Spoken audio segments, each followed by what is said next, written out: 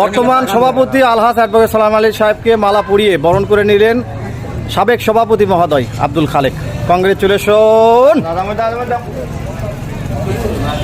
এবং এ পর্যায়ে বাংলাদেশ আওয়ামী লীগ গোকুল ইউনিয়নের ১ নম্বর ওয়ার্ডের সম্মানিত সভাপতি রেজাউল করিম ভাই ফুল দিয়ে সংবর্ধনা দিচ্ছেন নবনির্বাচিত ম্যানেজিং কমিটির সভাপতি এবং সদস্য মণ্ডলীদের। সম্মানিত সভাপতি আব্দুল হামিদ ঝন্টু সহ আশরাফুল, সাবেক সভাপতি হাফিজার রহমান সহ চাঁদমা সর্ব যুব সংঘের পক্ষ থেকে নবনির্বাচিত সভাপতি এবং ম্যানেজিং কমিটির সম্মানিত সদস্যদের সংবর্ধনা অনুষ্ঠানের প্রধান শিক্ষক নেই, সদস্য সচিব। বর্তমান সভাপতি আলহাজ অ্যাডভোকেট সালাম আলী সাহেবকে মালা পরিয়ে বরণ করে নিলেন সাবেক সভাপতি মহোদয় আব্দুল খালেক। কংগ্রেচুলেশন। এবং এ পর্যায়ে বাংলাদেশ আওয়ামী লীগ গোকুল ইউনিয়নের ১ নম্বর ওয়ার্ডের সম্মানিত সভাপতি